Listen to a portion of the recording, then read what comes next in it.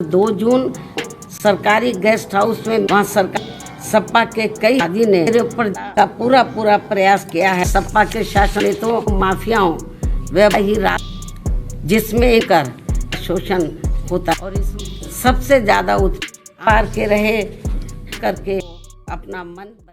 दोस्तों, ये सिर्फ एक बयान नहीं है। 2027 के चुनाव से पहले मायावती ने ऐसा दावा कर दिया है जो पूरी राजनीति की दिशा बदल सकता है। नमस्कार, आप देख रहे हैं दैनिक पड़ताल टीवी और मैं हूं कुलदीप चौहान। आज हम बात करेंगे बसपा सुप्रीमो मायावती के उस बयान की जो उनके 70वें जन्मदिन पर आया और सीधे 2027 के चुनाव से जुड़ गया है। अब हमारी पार्टी उत्तर प्रदेश सहित पूरे देश में विधानसभा व लोकसभा का भी आम चुनाव अकेले ही लड़ना ज़्यादा बेहतर समझती है और यूपी में जब इस बार चुनाव होगा अकेले ही चुनाव लड़ेगी। कोई गलतफहमी किसी को भी अपने आप में पैदा नहीं करनी चाहिए। इसलिए अब हमारी पार्टी ने उत्तर प्रदेश सहित पूरे देश में सभी छोटे बड़े चुनाव अकेले ही लड़ना ज़्यादा उचित समझा है।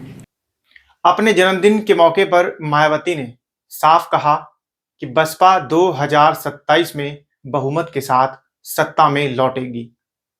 यूपी की आम जनता बीएसपी के 4 बार के रहे शासनकाल को याद करके अब यहाँ बीएसपी को सत्ता में लाने का काफ़ी हद तक अपना मन बना चुकी है, जिसे पूरा करने के लिए इस बार होने वाले विधानसभा आम चुनाव में मैं खुद भी कोई कसर छोड़ने वाली नहीं हूँ। ये मेरा पुनः वायदा है। उन्होंने ये भी बताया कि पार्टी एक बार फिर सोशल इंजीनियरिंग पर जोर देगी, यानी चुनावी तैयारियां अब सिर्फ बयान नहीं, एक रणनीति के साथ आगे बढ़ रही हैं। सोशल इंजीनियरिंग का मतलब है समाज के अलग अलग वर्गों को एक साथ जोड़ना। मायावती पहले भी दलित, पिछड़े और ब्राह्मण वर्ग को एक मंच पर लाने की कोशिश कर चुकी हैं। उन्होंने फिर से इसी मॉडल को अपनी ताकत बताया है। उन्होंने सपा को दलित विरोधी बताया और गेस्ट हाउस कांड की भी याद दिलाई।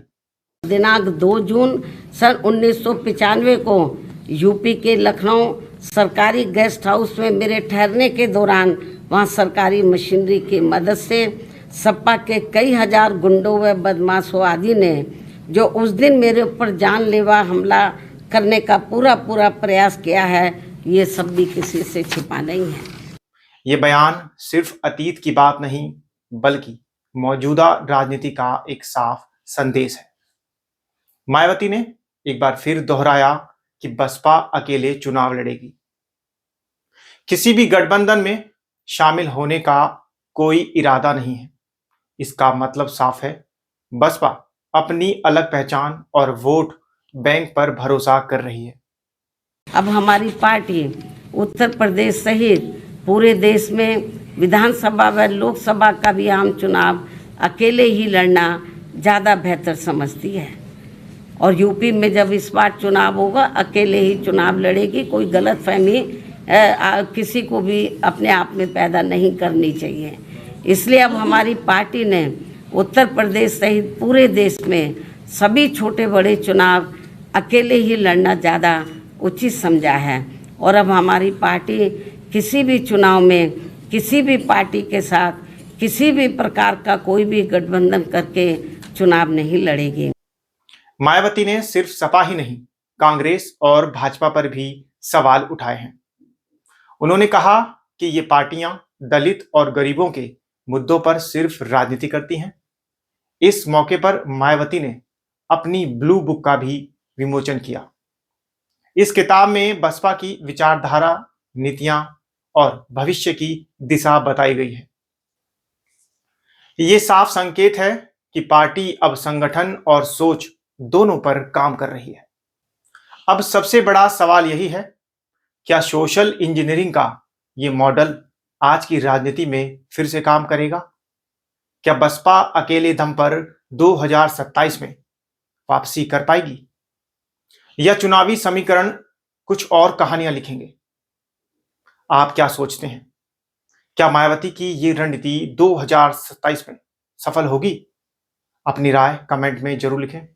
अगर वीडियो पसंद आया हो तो इसे लाइक और शेयर करें, चैनल को सब्सक्राइब और फॉलो करें। मिलते हैं जल्द एक नई खबर के साथ। तब तक के लिए नमस्कार, जय हिंद।